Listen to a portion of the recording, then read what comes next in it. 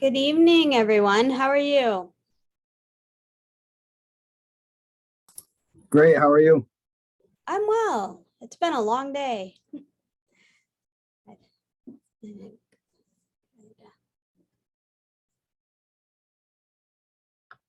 We have, I think, maybe 5 more people that might join us. So before we start on the official things that we're going to do this evening, I thought we should start with asking if anyone has any questions about last week, about the syllabus, about Blackboard, about anything. And you can put those in the chat, or you can unmute yourself and ask any questions that you have.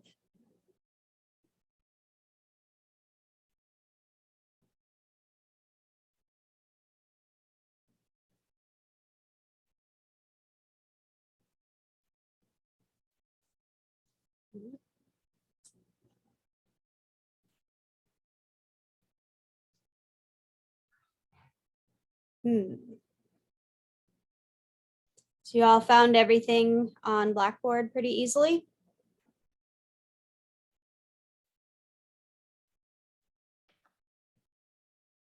Actually, I was just wondering where to find like the Jamboard. Okay, that is linked in last week's slides. So if you're on Blackboard, let me show you my Blackboard. Just give me a second here to share my screen and I'll show you that on Blackboard. Okay. So if you go into Blackboard for last week, everything is in the introduction to technical writing because last week was the introduction to the class. So can you all see my screen, by the way? Is it actually sharing? Yes. Yes. Okay, good. Sometimes there's lag time and I forget about that. So I start talking as if you can all see it and you haven't seen it yet. So if that ever happens, please let me know. Okay, so when you go into Blackboard and everything from last week was in the introduction. So the slides that we used in class are here, the first link. And if you open that up, the link to the Jamboard, just have to give it a second here to get there. Let's see, is going to be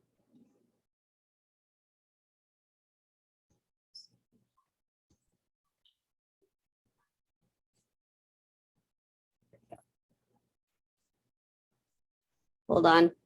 It's been a week since I've looked at this, so now I have to figure out where exactly the Jamboard was. Okay, so the link to the Jamboard is on slide number 20. And it's right here at the bottom. So if you just click that, you'll see the link come. Oh, did that take you to introduction to email? Went down the breakout group. Okay, so apparently there is a link that is incorrect here, and let me fix that for you. So I will fix that momentarily. I just want to check on what's going on here in the chat real quick. Make sure that I don't miss anything. Okay, so I'm going to go ahead right now so that I don't forget later. I'm going to, sorry, wrong way. I'm going to go ahead and fix that link for you. That was a great question because I didn't know that the wrong link was there. Or is that? I don't know. Let me find out. Get that link.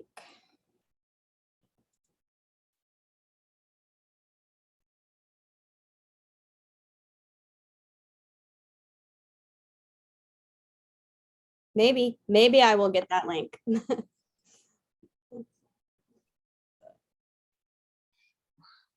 Oh, okay. So somebody is putting in the chat that it does actually go to the Jamboard. So if you click on this link and you click the title, it will open eventually.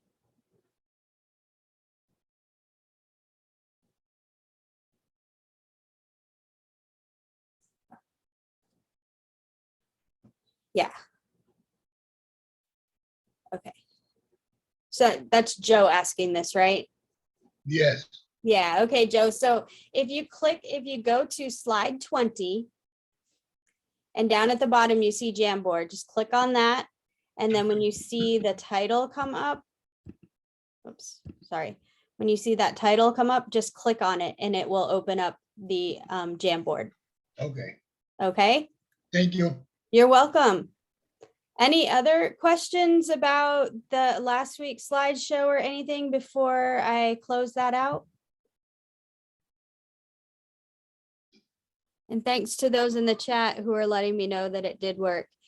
The way it was showing on my screen, I couldn't actually tell what it was going to at first. Okay. All right, then I am going to go ahead and close out of here because the more things I have open, the slower everything works. So I'm going to close out of there for now. Yeah, welcome to my Google Drive, everyone. You'll see lots of things from this throughout the semester. And then the Blackboard content, again, all of last week's stuff is here. And then this week, if you haven't found it yet, we're in Writing to Secure Employment. So if you're confused about where to go for this week and get the slides, the top one is always going to be the slides for the week. And so next week we'll still be in Writing to Secure Employment. So what you'll see is all of this week's stuff in its own folder. And then the only open, like, free floating links in here will be next week's material. Does that make sense to you guys?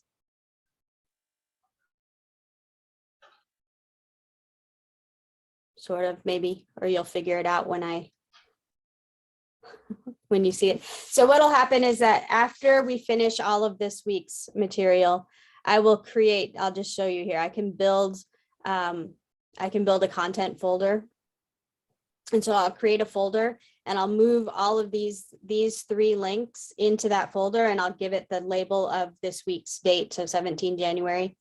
And then that will be there, but then next week's material will look like this. It'll just be out here outside of a folder. So once we're done using it, I'll put it into a folder. It'll still be available to you, but it'll just be kind of out of the way.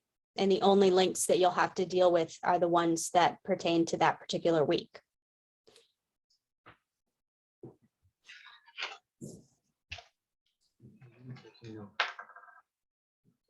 And it will make more sense when you actually see it for anyone who's trying to picture it and not quite getting there.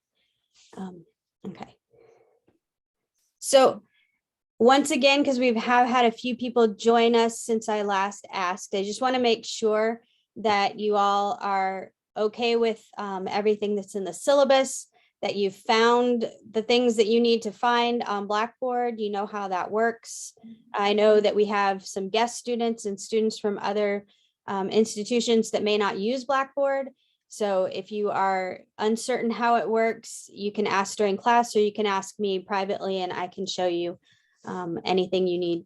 For the most part, there might be some things I don't know, especially because I have an instructor version of it with lots of things that are not available to students and don't always know what the student view looks like. But I'm not seeing anything new coming in the chat and nobody else is asking questions. So I'm going to assume that you guys are all good with at least the nuts and bolts. Let's see, I do. Okay. All right. So if that's true, then we can go ahead and get started with tonight's work.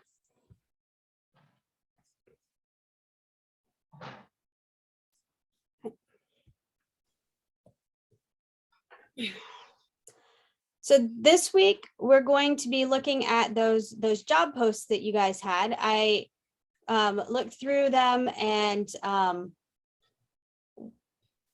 they look like every single one of them is going to be very useful for tonight's work. So you should have access to the ones that you submitted. You won't be using all of them tonight, but everyone's going to contribute something. So we'll be starting off the new work with analyzing the job posts.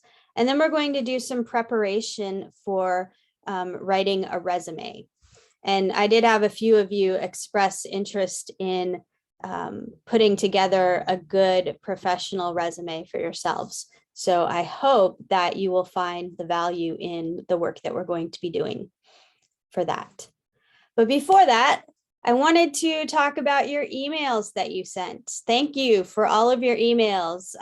They were all very interesting, and I took notes on everyone just to kind of help me get to know who's in the class and what your interests are, and made note of the sort of project requests or the technical writing topic requests that you had. And so I can sort of tailor our content to include those things in class. And I think for the most part, you all at least met or exceeded the expectations in the basics of a professional email. We have those kind of listed up here on the screen with be formal yet conversational, be organized in short paragraphs and concise sentences, contain relevant information, have a distinct greeting and closing, and have a useful subject line. Now, there were some areas where people did better than others. I would say that the top areas for improvement that we can work on would be making your email look more like a letter than a text message. Many of you did this well, and some of you, you probably haven't ever had to do it before. So when you're writing more formal letters, your greeting is on one line, dear so-and-so, or good afternoon, so-and-so, or however you're going to start that greeting. And then you start a new paragraph with the first bit of information. And then your closing is the same, where you have some sort of closing like sincerely or thank you. And then underneath that, your name. And so I will have some examples that I can show you of that. I don't have them right now because I was still looking through some of the emails that came in later. Normally I get that stuff done on Sundays, but we had an opportunity to go out of town yesterday, kind of last minute, and we did not get back until 1 o'clock in the morning. So I did not get all that done on Sunday afternoon like I normally would. But I will have some more email examples to show you for those that are still a little unclear about that. And then the other area that I think we want to pay attention to is the short paragraphs. Many of you got those short paragraphs and you did really well with that. And then some of us, and I put myself in this category because this is hard for me too. We're so used to writing the longer paragraphs and more of the academic type of writing that we just think the paragraphs have to be long. If it's only 1 or 2 sentences, it must be wrong. But in business emails, in professional emails, the shorter the paragraph, the better. And so some business emails almost look like they could be a bullet pointed list, but they're not, because they're not supposed to be, but they almost look like they could be.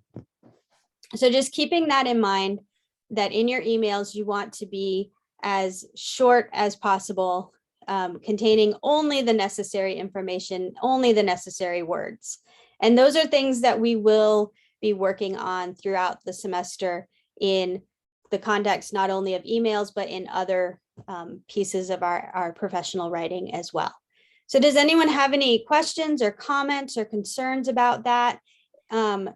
in general, if you have questions specifically about yours, you can message me privately or talk to me later, so that we can have a one-on-one without everyone else just kind of sitting around like, what are we supposed to do now? But if you have any general questions about it, I'll take that. Anyone?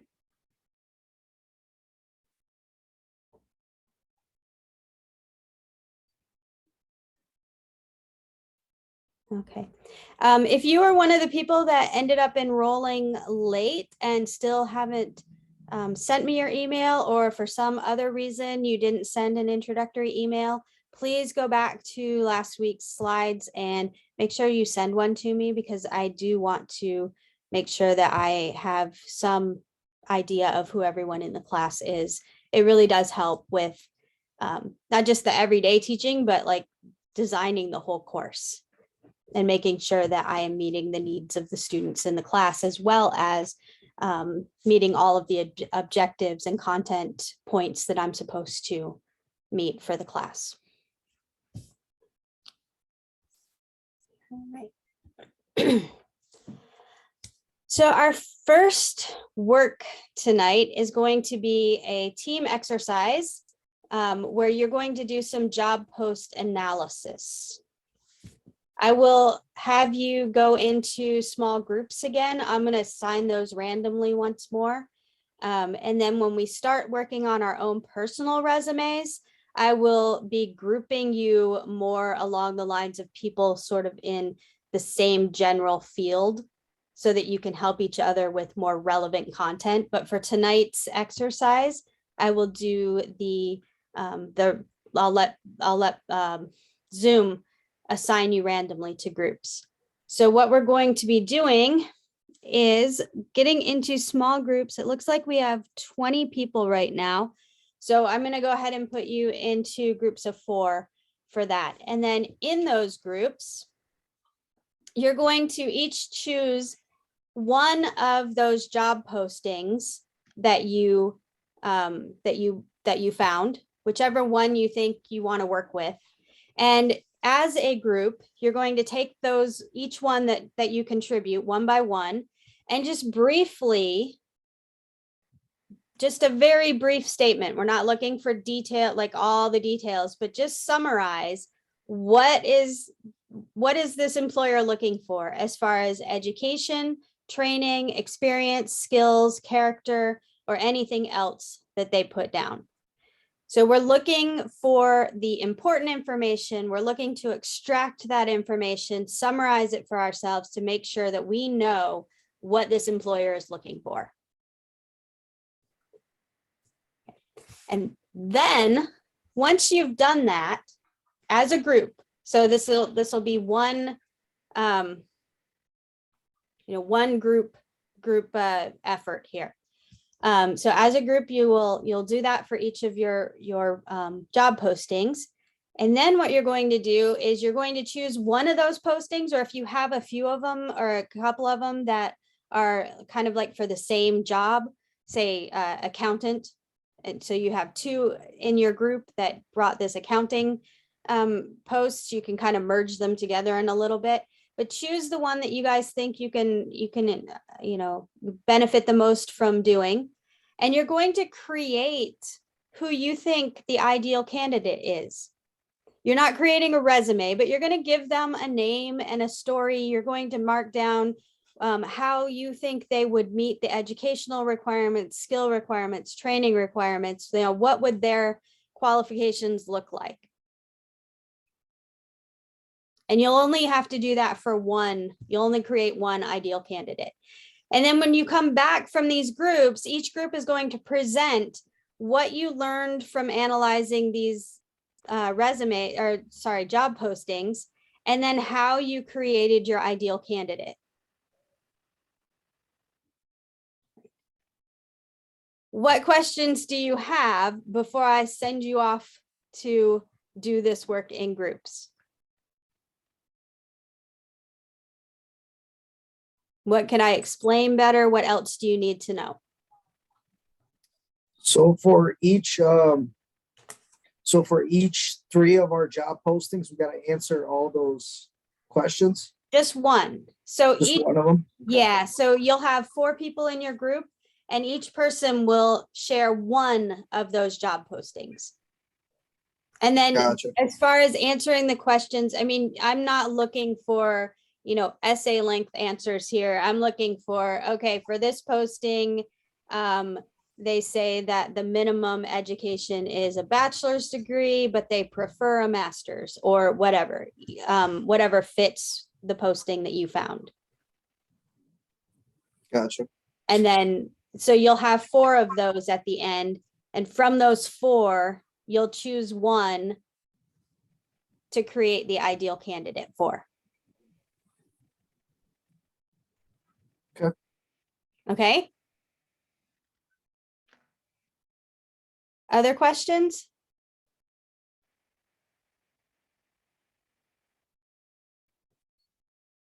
I don't see anything coming up in the chat. Just give you another second to see if anyone else has any questions.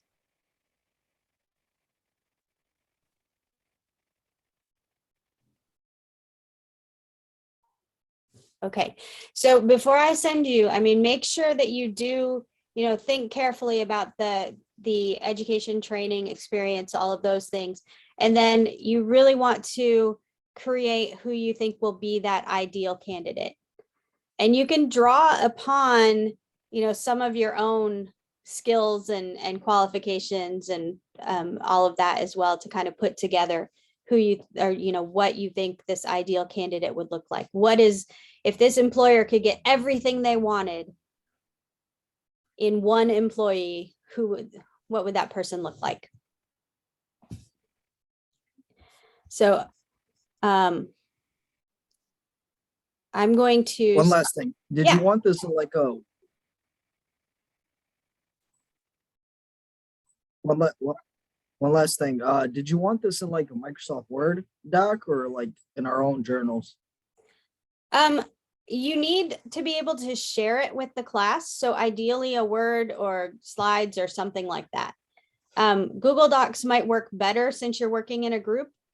If one person wants to create the document and share it with the members of the group. And I do want you to take some time at the beginning to introduce yourselves to your group members, especially if you end up in a group of people you didn't work with last time. So since we are going to be doing teamwork in this class, I do want you to have time to introduce yourselves, chat a little bit, get to know each other before you dive into all the serious stuff. But make sure that you have a shareable form, which could be a Google Doc or slide, or if one person wants to be the Microsoft Word person and then can share their screen when it's their group's turn to present, that's fine. Any other questions that you guys have?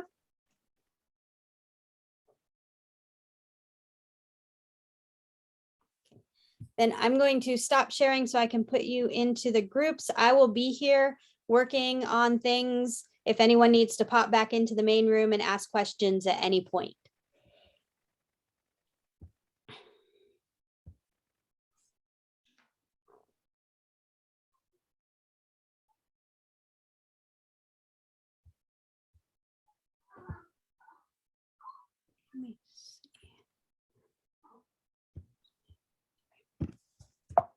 This is, sorry, the thing is not working right now. There we go.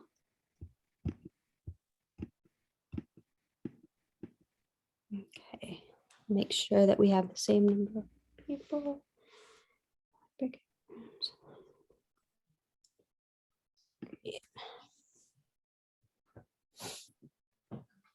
And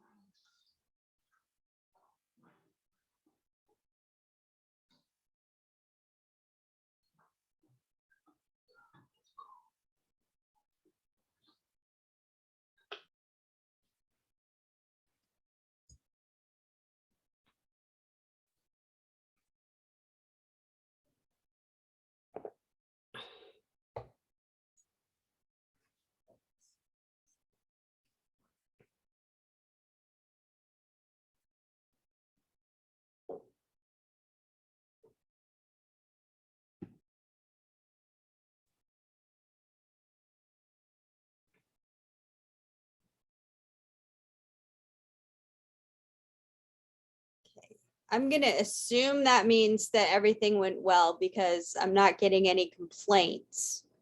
Of course, don't forget there is the direct message private chat feature if you do need to say anything privately. But I think I'll take it as a good sign that things went well. And oh, I've got something. Oh, I cut out. Sorry about that.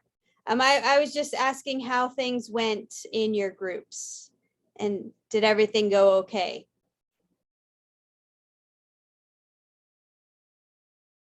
Yeah. Okay. Ooh, a fun group. Oh, good. I like hearing that there are fun groups. I mean, if we're going to be in class, we might as well enjoy it, right? Best that we can anyway. Especially when we've got these evening classes and most people have already put in a full day of something or another, or you're getting ready to go off to a third shift thing after this and you've got a full night ahead of you. So, you know, might as well enjoy ourselves. Speaking of enjoying ourselves, it's everybody's favorite time to present. So we'll take volunteers before victims. And if there is a group that would like to volunteer, I believe I have given everyone permission to share screen. So you can share screen with us, whoever is in control of that for your group. And as a group, you can just tell us all about your experience of analyzing those job postings and creating your ideal candidate. And it looks like we had 2 volunteers, but Ethan was the first one to chime in. So Ethan's group can go first. Yeah, I'll do a quick figure out the share screen thing. Okay.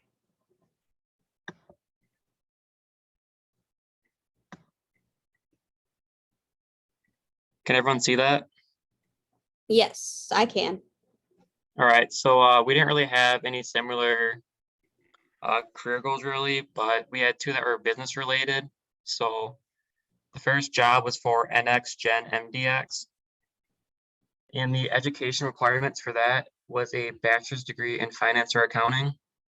And skills were strong analytical and organizational skills. The training was some basic job and introductions to the necessary software. We looked and we couldn't really find any exact training requirements or anything like that. So we just kind of made one up, I'd say, but the character did have to be outgoing, someone who can interact well with others, and they'd have to be self-motivated. And then pick to have someone who has at least 1 year of accounting experience, just so things could run smoothly, and have also an advanced knowledge of Microsoft Excel. So then we came up with an ideal employee, and that would be they'd have a master's degree with a CPA. That way they know that they're a hard worker, just because that CPA exam is pretty difficult to pass. And some skills include strong analytical and organizational skills, good communicational skills, in case you got to communicate with clients, an understanding of QuickBooks, which many small businesses use, and other accounting software, and then bilingual, in case your client speaks a different language, it'd be very helpful. Preferably, they'd want someone who doesn't need any training, and the character would be someone who can work well with others while also being motivated to work on their own, preferably a self-starter, organized, and honesty and integrity, just because in the past there's a lot of scandals with accountants fudging numbers and all that. And the experience, you'd want 5+ years experience doing CPA work. That way you have a good background in it, you know what you're doing, you don't really need any help. And then plenty of experience with Excel and other spreadsheet software. And then of course you'd want some general computer knowledge, because you'd be on the computer for most of your day. So then we came up with the ideal employee with a name and backstory. And that the name is Kevin Malone. You heard him, it's from The Office. But the story was, when Kevin was a boy, his parents raised him to be an honest and organized child. He always excelled in his math classes. As he grew, he learned his love for numbers could be turned into a career. This is what led Kevin to think of becoming an accountant. Kevin decided that if he was going to become an accountant, that he would do whatever it takes to become the ideal candidate. Kevin ended up graduating top of his class at the University of Scranton with a master's degree in accounting. Not only was he a good accountant, but he was bilingual and a wonderful, outgoing person who always strove to be the best in his field. Thanks to his efforts, he is now the ideal candidate for an accounting position, and he couldn't be happier. And that concludes our post. Okay. Does anyone have any comments or questions?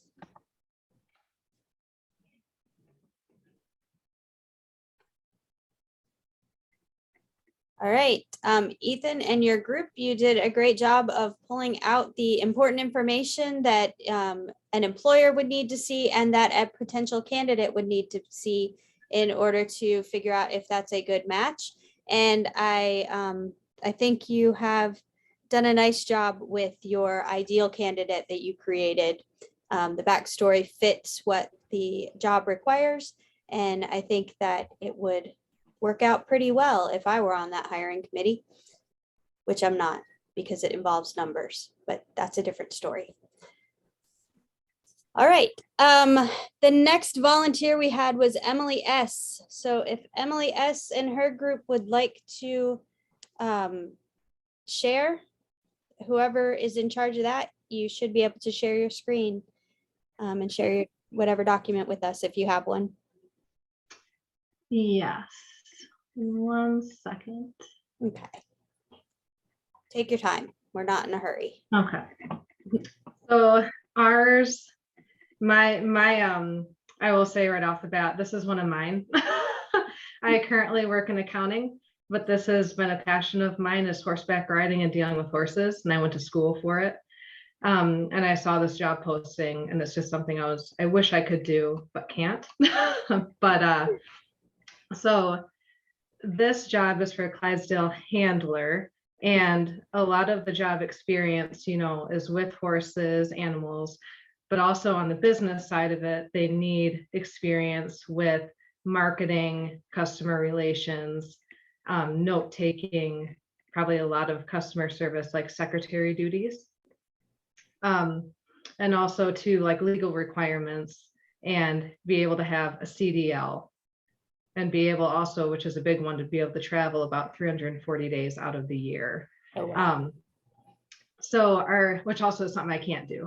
But our ideal candidate, her name is Juliet Smith.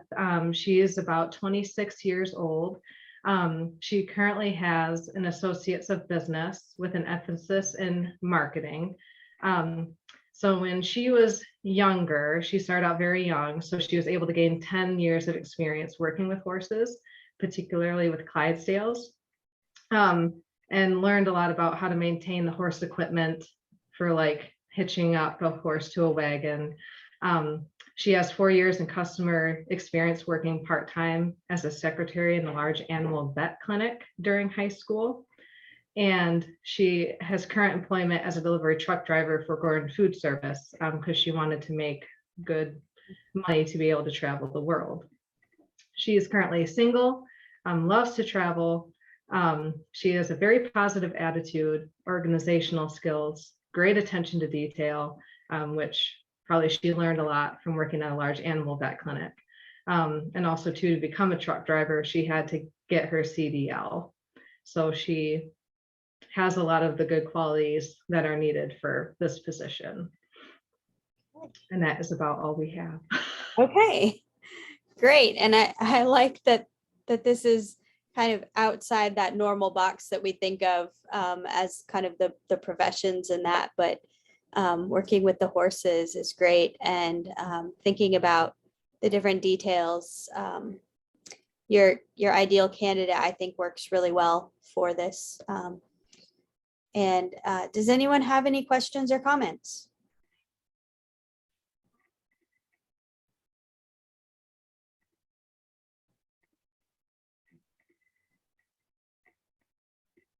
Okay, then who would like to volunteer for next? And thank you, Emily, and your group for your work.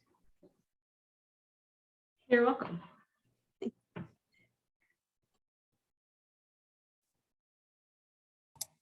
Anyone brave enough to volunteer? We'll go. Okay, sounds great, Taylor. Thanks. So we also picked a finance related career, an accounting associate. So some of the skills that the employer is looking for, qualifications, I guess, that the employer is looking for. Skills, we've got multitasking and organizational skills, able to create invoices and follow up with collection efforts as needed. That's never a fun activity, so good on that. Education, so an accounting degree, either an associate's or a bachelor's. Experience, we've got a minimum 1 year accounting experience, whether that's in accounts payable, accounts receivable, or general ledger work. We've got training. In this field, you need to be comfortable with, Microsoft Office, primarily Excel. Character, this individual should understand relationships with vendors, has effective and professional communication, strong work ethics, and can work independently and within a team environment. So our ideal candidate, we've got Amelia Grace Bowers. She is 24 and she has a bachelor's degree specializing in accounting from Grand Valley. She plans to pursue her CMA, which is certified managerial accountant, once she has more work experience. Amelia currently works at a local chicken farm, maybe Herbrooks, I don't know, in accounts receivable. And she's been with this employer for 1.5 years and usually is the first to arrive. So she's very punctual. While Amelia's responsibilities combine her to the office space, she's not opposed to going out and feeding the hens when they're short-staffed. Others in the office often seek guidance and input from Amelia when they're working on their spreadsheets, and upper management is confident in her ability to organize and complete tasks. Amelia is also effective when it comes to negotiating with vendors.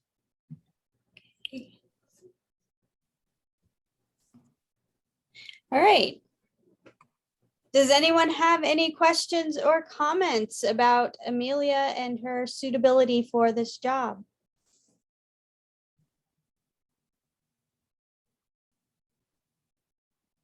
Do we all agree that the ideal candidate fits the position? Yeah, I'd say so. Right, thanks, Ethan. Okay, yeah, I would agree that you have done a good job of creating this ideal candidate. Again, thank you. And we've got Dolores in the comments also agreeing. Nice. Okay, great job, and thank you for being willing to share. Now we have to have another volunteer. So we have the group with Jackson, Joe, Landon, and Riley. I'll go. We'll go. Okay. We'll go. Okay, All right. great. Thank you. All right. Sweet. Let me share my screen here.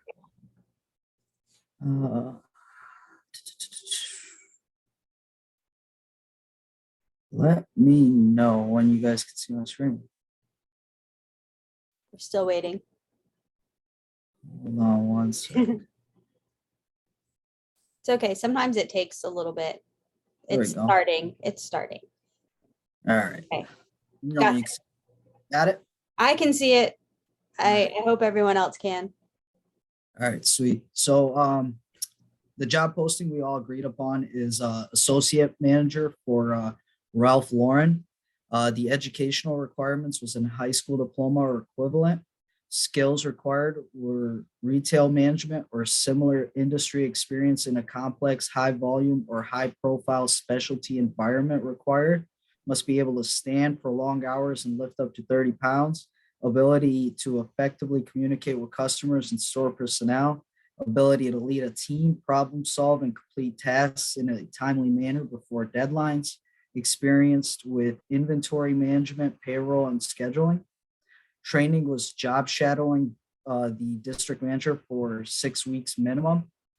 Some of the character traits that Ralph Lauren expected of this candidate were for them to be accountable, ethical, self-motivated, and a natural leader.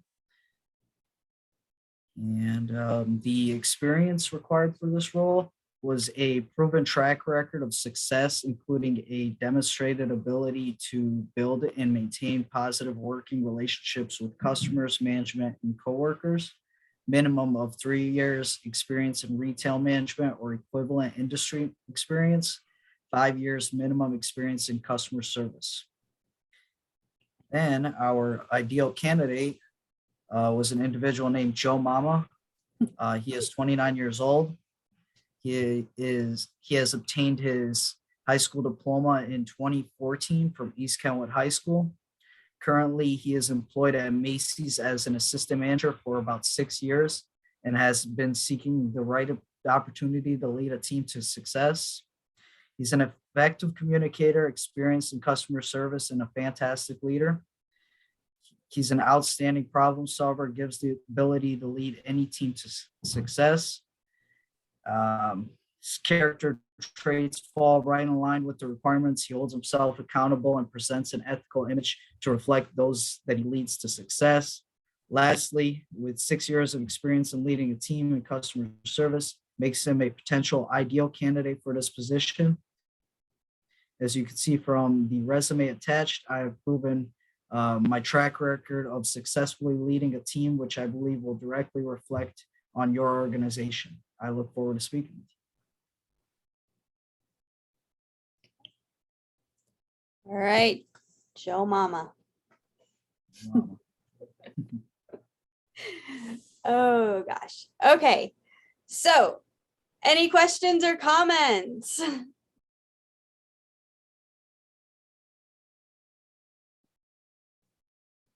Okay, well done. It's Edis, right? That is correct. Awesome. Thank you. Okay. We have Jackson, Joe, Landon, and Riley's group. And I believe that is the last group to go. So somebody from Jackson, Joe, Landon, and Riley's group. I can present. All right. Thanks, Landon. I'll share my screen. So do you guys see it? Yes. Okay, so we chose, I think it was a warehouse associate for DoorDash. So basically this is what we're looking at. Education, it didn't, so it said high school diploma or equivalent. Skills, just lift over 40 pounds and keep everything clean, organized.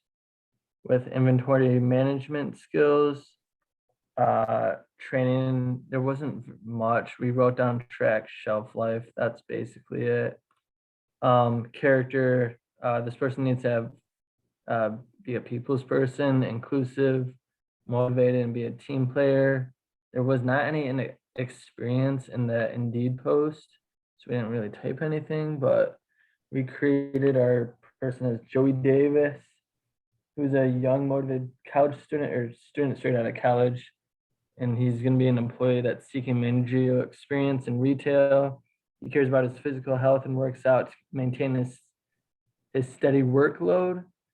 He provides himself in keeping his workplace clean and organized while staying efficient. Joey's attentive, pays attention to any detail a coworker might bring up, as well as noticing small details in his environment. He is a team player, can work well with people of different backgrounds and beliefs. His resolve allows him to deal with long work. Joey's plan and experience has made him good at balancing home and work life. Okay. That's what we did. Okay. Does anyone have any comments or questions about this particular posting and candidate matchup?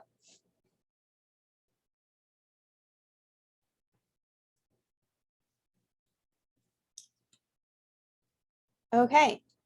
Thank you, Landon, for speaking on behalf of your group, and thank you to the entire group for the work that you've done.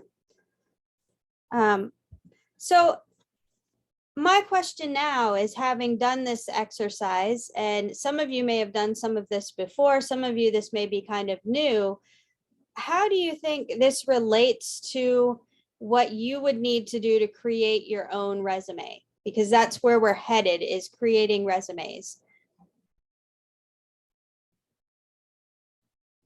So what do you think kind of the connection is?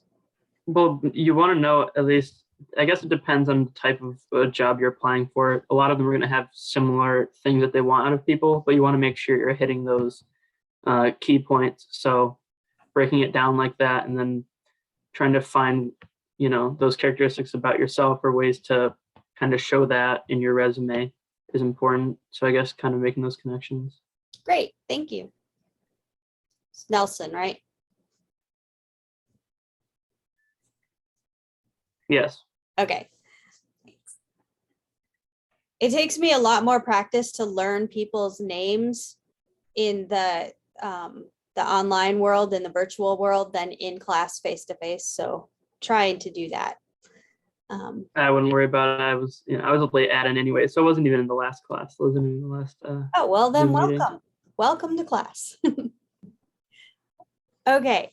Anything else anyone wants to say about this exercise and how it will relate to creating your own resumes?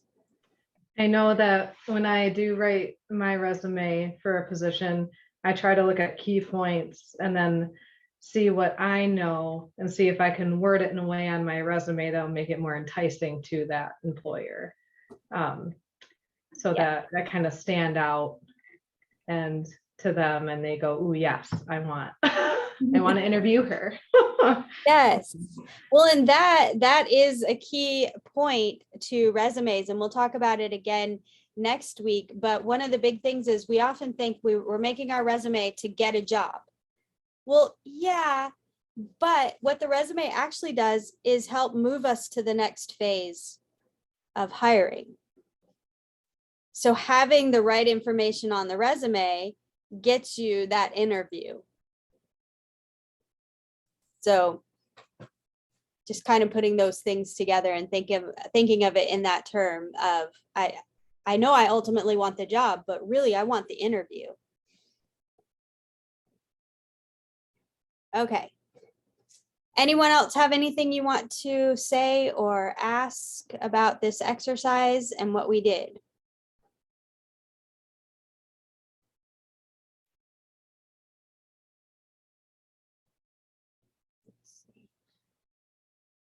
Okay. Not seeing any questions or comments come. Well, I saw one comment come through in the chat, but no questions are coming through in the chat. So we're going to move on. I just have to move a couple of things out of the way so I can go back to our slides for tonight. Okay.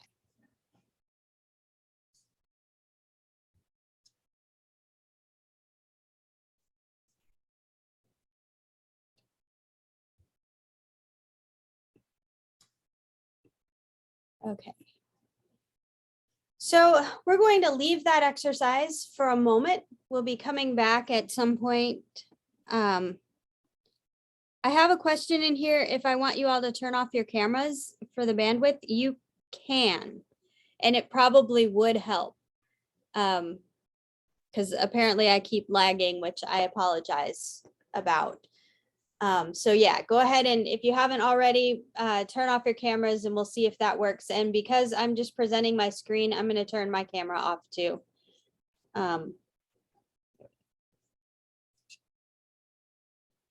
Okay, so in most of our classes, we are going to be doing some exercises or talking a little bit about writing style, more of the actual writing techniques in that themselves, and not just the forms, the different types of things like resumes and cover letters and proposals and that.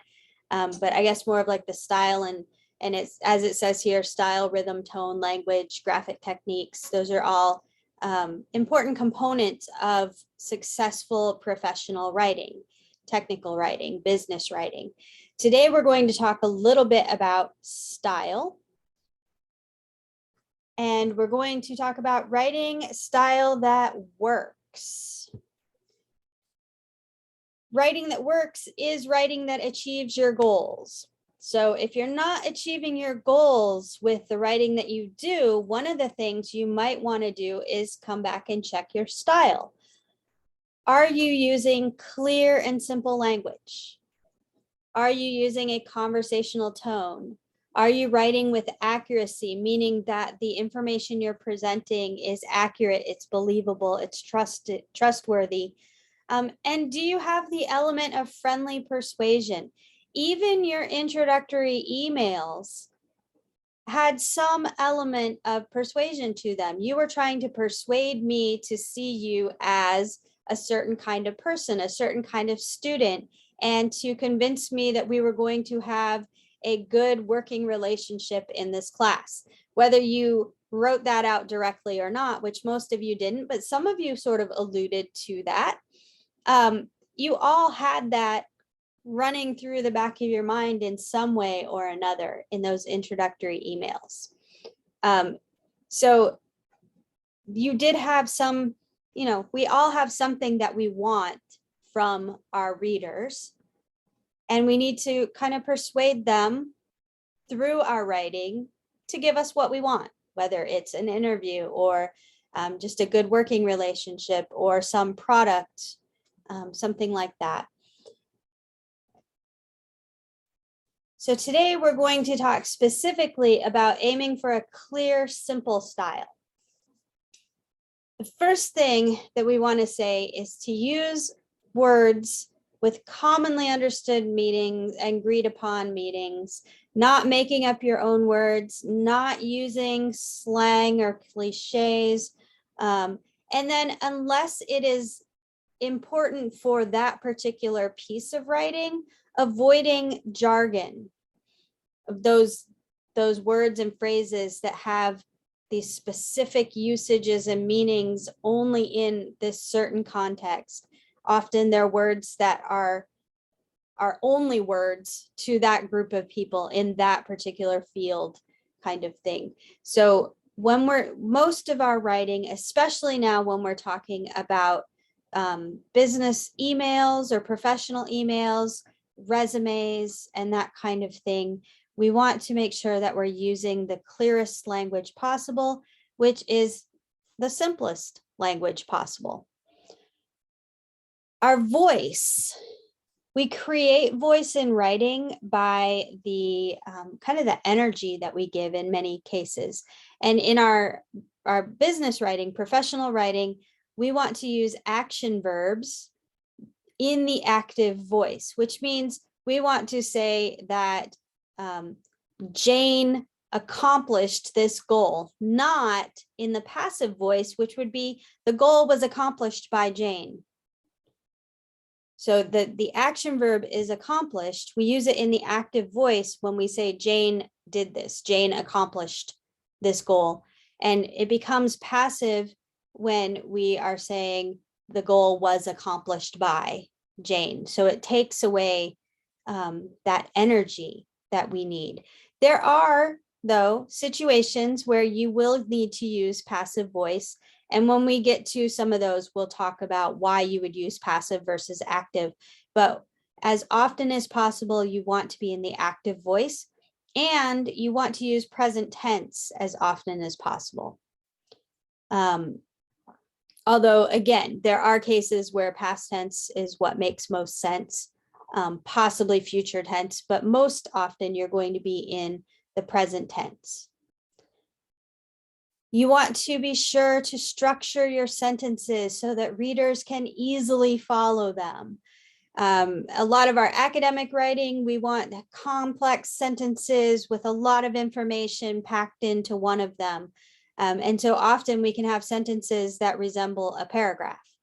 But in our professional, technical business writing, we want the simple structures that are easy to follow.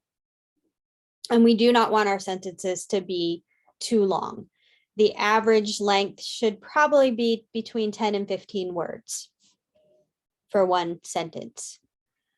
Organization, like with anything we write, is important. We have to organize the content in a logical manner, and we only include what is absolutely necessary.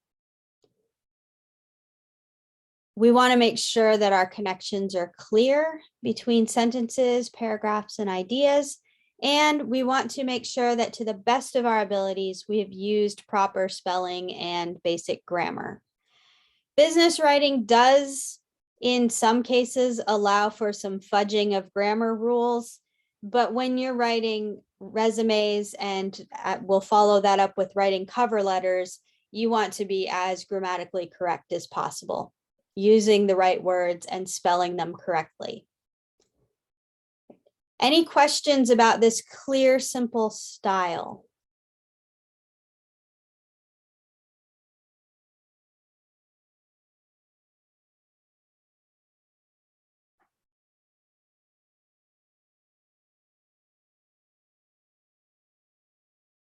Okay.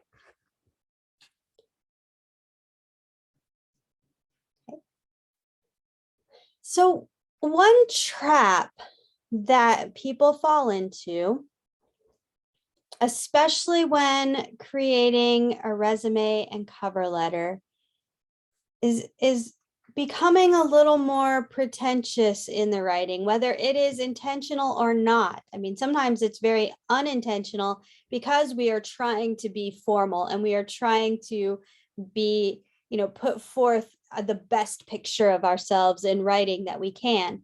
But pretentious writing is writing that tries too hard to impress. And by trying too hard to impress, it fails to connect with the reader. We have a video here. It's fairly short, and we're going to go ahead and watch this as long as the connection allows.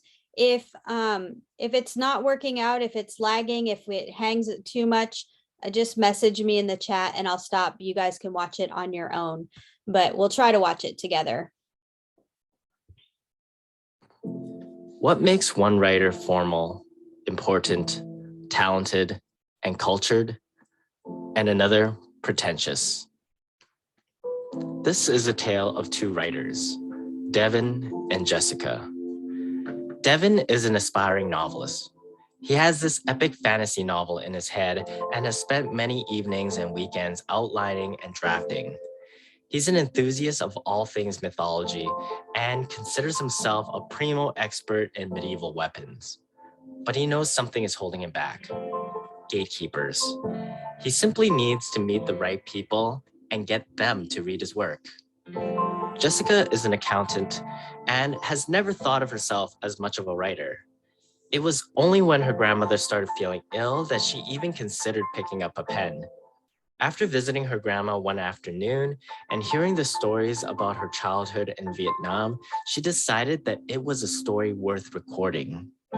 Devin and Jessica, although had different intentions for their writing, found themselves both applying for a spot in the local university's creative writing program.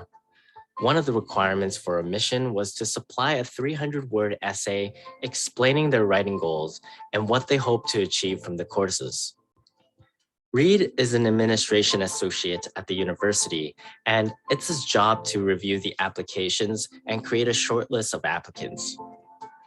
First, he read Devin's, and it went like this.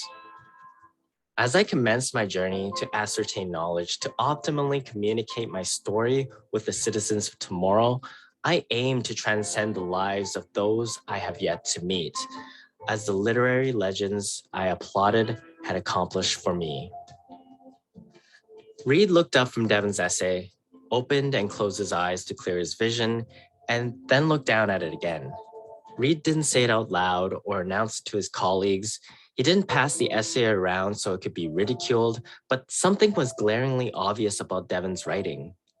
It was pretentious. But how? While Reed avoided overanalyzing the essay in the moment, there were a few aspects of Devin's writing that couldn't be ignored. 1. Lack of clarity. Big stuffy words made the writing hard to read. Although long complex words can often accentuate a piece of writing, like a pinch of salt can bring out the flavor of food, overdoing it can leave the meal inedible. The same goes with writing. 2. Attempting to be impressive as opposed to expressive. All the writing choices made were in an effort to impress Reed. Devin was clearly flexing his vocabulary muscles, perhaps writing with a thesaurus beside him, and in doing so, failed to express himself in a genuine way. It comes across as inauthentic, as though the essay had been written by a robot programmed for optimum results, as opposed to a human aimed to connect. 3. No awareness of the reader. Perhaps Devin had misinterpreted what the essay wanted. Reed was not looking to be blown away, but rather, he simply wanted to understand the person behind the submission. He wanted to get an impression of who Devin was, and perhaps he did. Devin is someone who, despite his insecurity as a writer, deemed himself to be an intellectual specimen. However, by using words no one would use when speaking, Devin doesn't appear smarter, but rather confused. Pretentious writing is unpleasant to read. It's often composed with the attempt to stump the reader, giving the writer a feeling of superiority, like a specialist, a mechanic, a lawyer, or a politician who uses jargon. All it achieves is a failure in communication. Pretentious writing stems from lack of confidence, where writers feel as though their ideas are not strong enough, so they need to juice it up with words or concepts that don't serve the story in order to give the material bulk. Reed placed Devin's essay to the side and picked up Jessica's. Here's a passage from it. When my grandmother was diagnosed with cancer, I thought I was going to lose her right away. But while some misfortunes take loved ones away quickly, my grandmother stayed strong and remained long enough for her to tell the story of how she immigrated to Canada. Through this heart-wrenching process, I realized that I was given a second chance to know the woman that was my hero. Now, understanding the stories she had in her, I feel it is my duty to capture them and share them with the world. One word popped up in Reed's head after he put Jessica's essay down: vulnerability. It was not brilliantly written, but it captured why Jessica had decided to take on the grueling task of writing. Where Devin was insecure, using his words as a shield to protect himself, Jessica was emotionally exposed on paper for Reed to see.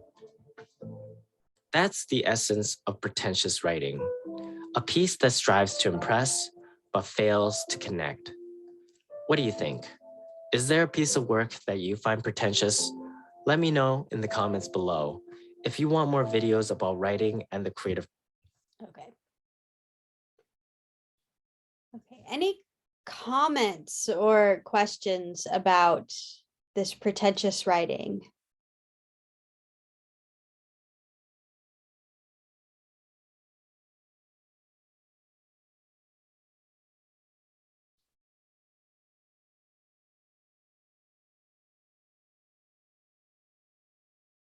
All right. Well, then I'm going to give you another activity that's not in the slides, but we do have some time for it.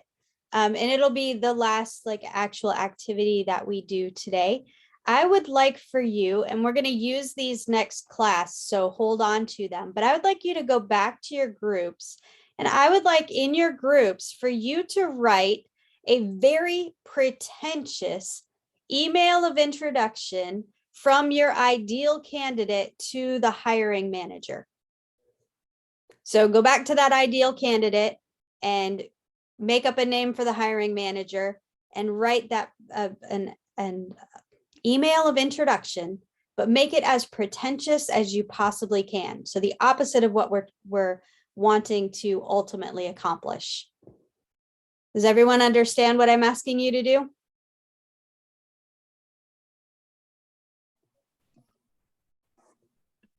Yeah, I think so. Okay, if you don't, oh, as a group, yes, as a group. There's a question in the chat about each of us together. Do it together as a group. One pretentious email of introduction. You can do this like in any old document. It does not have to be an actual email that you're going to send, but just sort of set it up kind of the way we were talking about with the greeting, the body of the essay, the essay, the body of the email, and the closing and the signature and that. But make it very pretentious. And I'm going to give you about 15 minutes to work on this. You should have one product at the end for your group. And if you're ready, go ahead and jump back into your groups. I'm going to stop sharing because I think that might help.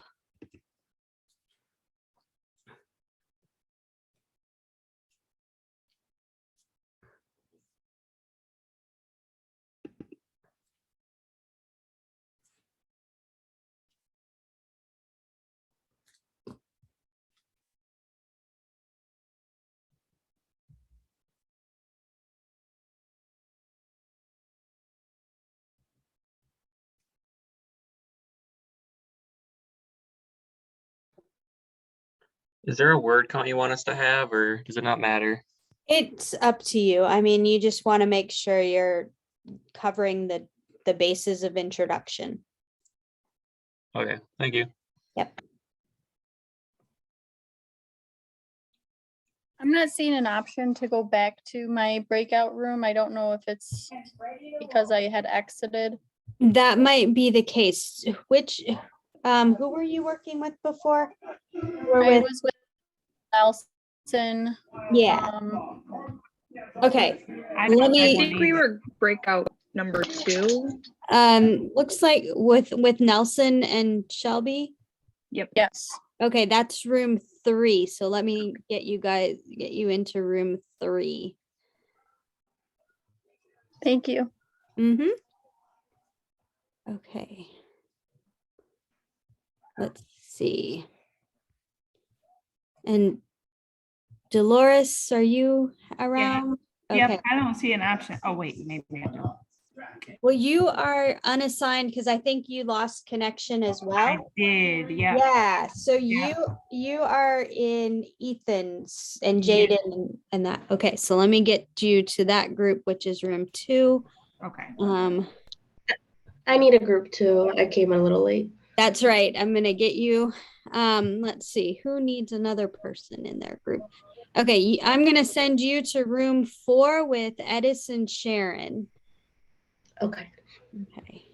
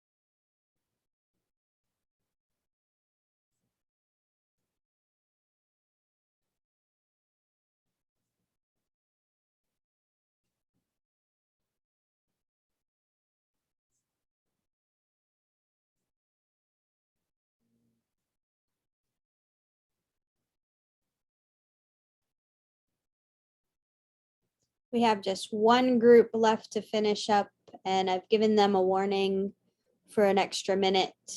So hopefully they will join us shortly.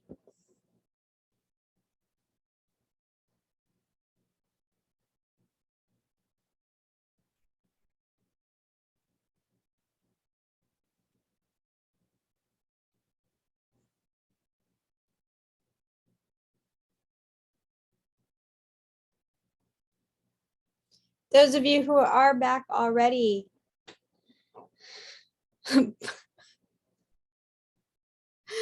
well, poor Julia is never getting hired. So I'm going to take that as a sign, Maddie, that your group had a good time writing poor Juliet's pretentious email. I was about to ask how the writing went. We've got two positives there.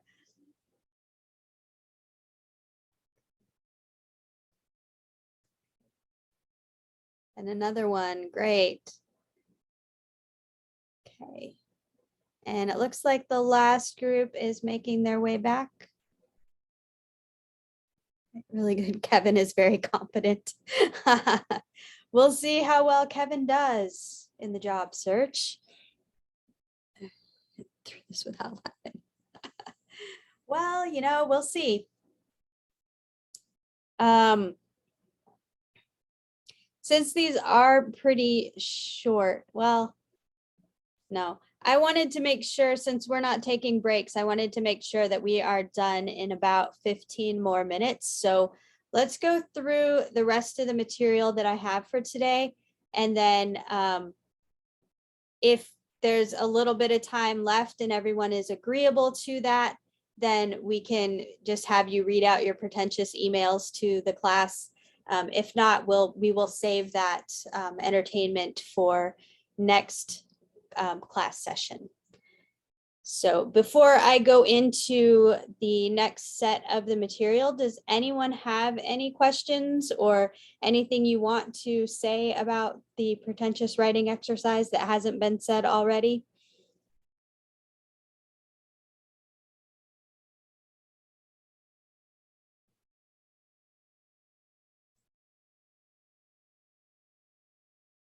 All right, I'm gonna go back to sharing my screen. I think I have to move things again. There we go.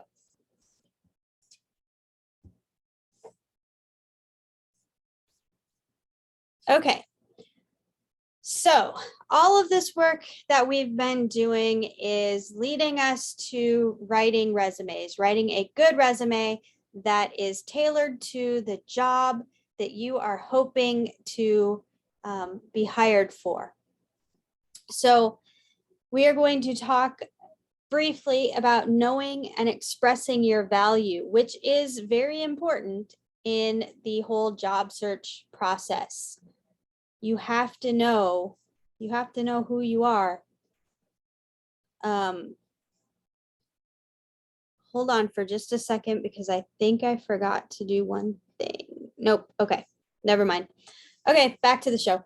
Right, so knowing and expressing your value and being able to communicate that through your resume and also through your cover letter is very important in the job search. And those of us, which is, I believe, everyone in this class who have tried to get any job at any point in our lives, we know that a lot of it comes down to what the hiring manager, hiring committee sees on paper the first time. So we're going to be working on developing a core value statement. And the core value statement works to help you with identity, which is knowing who you are and what you have to offer, and then knowing your goals, which can then help you with being able to handle yourself in the interview. Anything that the interviewers would throw at you, being able to handle that appropriately while remaining true to your own values. So to do that, we have a personal inventory that I'm going to ask you to complete. So we'll take a brief look at that if it opens today.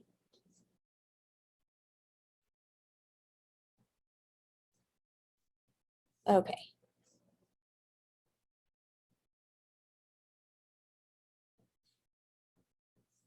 So this personal inventory, now this isn't something, again, where you have to write out like beautiful answers. This is something where you can just jot down your thoughts, use bullet points.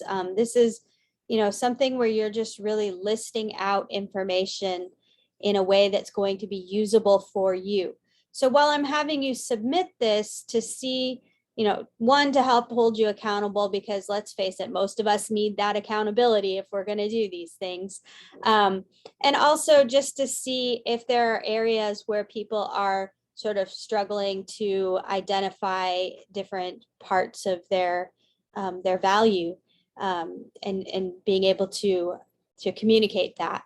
So the personal value inventory, or the personal inventory, goes through a lot about you, asking yourself questions about yourself. And it does ask you, if you're able, to ask some other people for input, if you have someone around that you trust to give you some good input. And that's something that you don't have to have like a face-to-face conversation or a phone conversation. You could copy this out and send it to them in an email or a text message or whatever, and see what they give back to you. This is not meant to be a high pressure interview sort of situation here. This is, just checking with other people. What do they have to say? And how does that help you to understand yourself? Some of us are a little farther along in this journey of self-understanding and identity than others. Some of us are still struggling with that way past the time that society tells us we should be. So wherever you are in this journey, just kind of jump in and take inventory. And then after you do this personal inventory, you're going to go on to the next part, which is this core value statement. And that's going to, that is going to take all of this personal inventory work and help you put it together into a statement that is for you. This is not a statement that you would give to anyone else, unless you're asking them to help you write your resume and your cover letter. But so this isn't something that you would put in a cover letter necessarily, but this is something for you to look at, for you to say, this is my core value. This is who I am. This is what I have to offer. And for you to write it out in a way that makes you, that represents you and represents your strengths and represents your abilities and your skills, your talents, your gifts. And so you can see we have this statement from a fictional guy named Jed. And I honestly, and I do give like a little bit of reference here, a little bit of credit here, but I just took that from Business Writing for Dummies because it was already done and I couldn't think of a good way to write one myself in the time that I had available. So yeah, this one's from Business Writing for Dummies, but Jed just gives us a good idea of how we can make our own statements. You see, he's got 3 short paragraphs. Each one has a little focus. The last one is kind of like almost like a mission statement in a way, but not entirely. It ties in with the others and it relies on the other 2 paragraphs. So you're just going to create your own core value statement for you. And that will help you then to know who you are so that you can look for, jobs that you are suited to. And you can know how to create a resume that shows who you are and what you have to offer to a company that's looking for someone specific.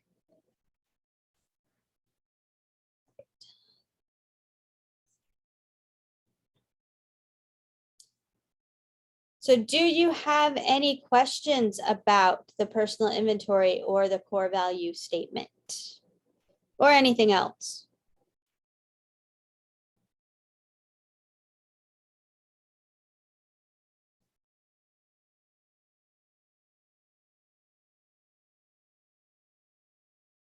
I have a question.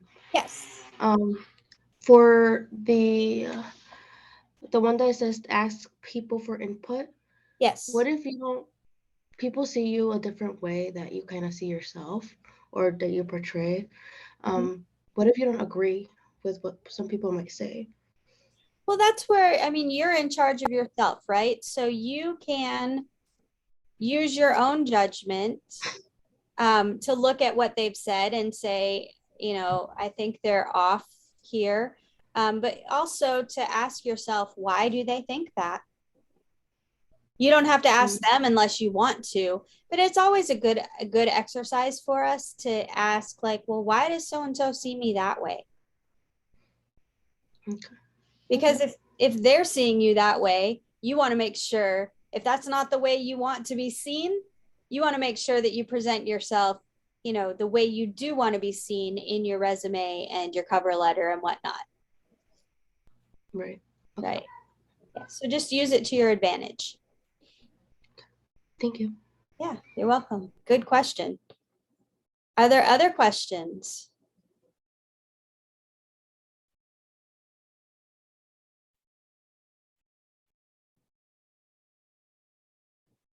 I'm not seeing anything in the chat for questions right now. Okay, so as far as assignments that are due, the readings that would be beneficial to you from the handbook are the job description and job search entries on pages 282 through 293, and the resumes entries, page 461 through 478. Resumes is what we will be working with primarily next week.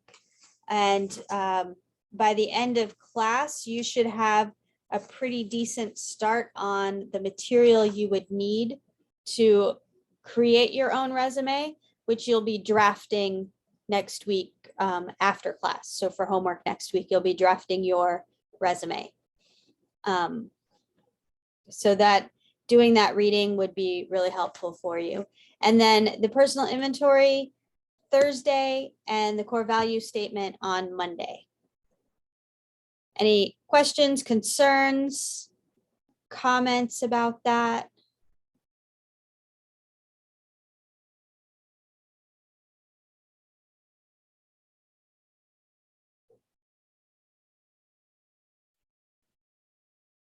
Okay. We do have a few minutes. If you guys would like to go ahead and read those pretentious introductory emails and end us on kind of a fun note, and which will set us up for the exercise we'll do using them next class. So do we have any volunteers to read your emails to us? You don't have to share screen or anything. You can just read. I can. All right. Okay, so this is for Edis and Daniela. I don't know if that's how she says it, but it sounds pretty that way. So this is to, okay, I'll just read it. Dear Mr. Phil McCracken, it is with great enthusiasm to submit my resume for this retail manager position. I am highly motivated, energetic, and a professional individual with 6 years of experience in management. I am the top employee on my team with a perfect attendance record. I know my education and experience will be an asset to your team. I can assure you that you don't have to look any further if you consider my application.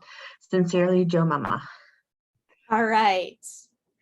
Okay, so Joe Mama's got a little bit of formality going on there, right? And not as much of the warmth, I guess. Right.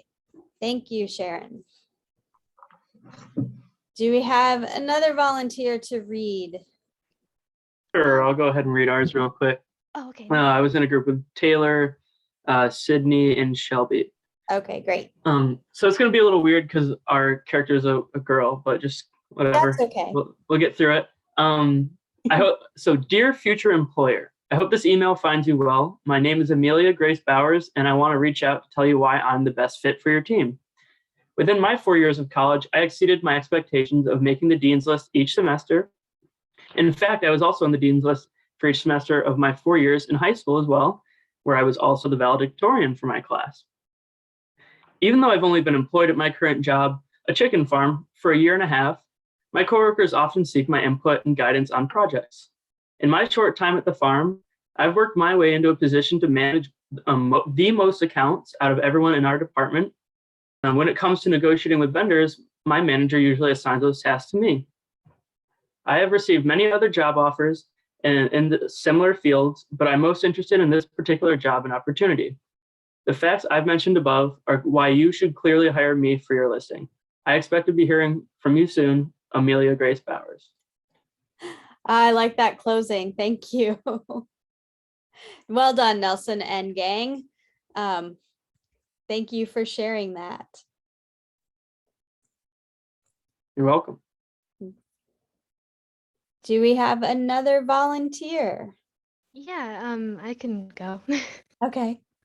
It's a lot more dramatic, so just be ready. Okay, we'll be ready. Greetings to your excellency. I am your savior and the answer to your prayers. The name of your new employee is Juliet Smith. I heard you were looking for a Clydesdale handler, and you'll be pleased to hear you can stop searching. You're welcome. I have graced this earth with 10 years of experience handling Clydesdales and with horse hitches. I know horse hitches are unyielding to work with, so really this is a bargain for you. I have worked as well at a large animal clinic, assisting with gracious customers who prefer my comfort over other employees. I see that this job requires experience with driving a large horse trailer and much travel. Being single and already a grand truck driver for Gordon Food Service, I feel I'm the best fit for you. I aced the CDL test on my second try and was #1 in my class. Please let me know my kicking off date so that I might squeeze you in at my earliest convenience. Truly, from your new hire, Juliet Smith, aka Jules, aka already employee of the month, professional truck driver, Gordon Food Service. Yeah, you're right. Juliet's never getting a job. She's never getting hired. That was wonderful. Thank you. Okay, we have 2 more groups. Does either one of them want to go ahead and share your letter? Your email, I should say. Yeah, I can quick read ours. Okay, thanks, Ethan. Good evening, Michael Scott. I am absolutely positive that I will fulfill your needs as your next employee. I am a dignified example of a well-rounded interviewee, and my employment history exceeds expectations. My day-to-day activities include bookkeeping, in which I made no errors. Your organization will not be disappointed with the qualitativeness of my work. No matter the tasks ahead of me, I will never succumb to the pressure put on my shoulders. My accomplishments delineate all those of my former classmates at the University of Scranton. I graduated at the top of my class without breaking a sweat and getting a letter from the dean in the process. In closing, I am looking forward to an interview with you. Anytime after 9 a.m. works for me. Sincerely, Kevin. All right. There's another one who definitely might struggle getting recognized. Thank you, Ethan, and Ethan's group. All right. Jackson, Joe, Landon, Riley, does anyone from your group want to read your email to us?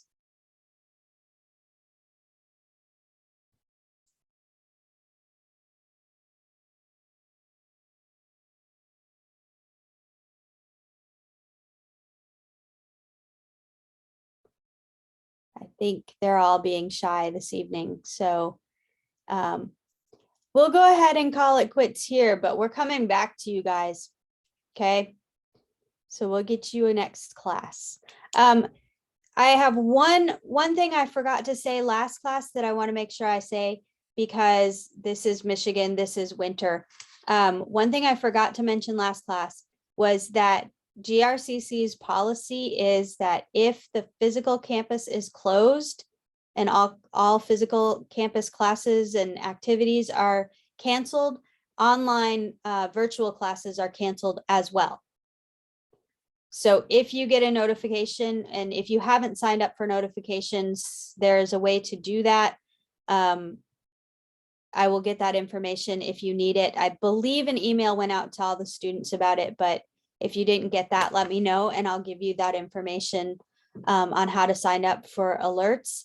But if GRCC cancels main campus classes, our class would be canceled too, even though we're virtual. That's just the policy that they have. So if you have any questions about that, let me know. If you have any questions or comments about anything else, please let me know. I am here for you.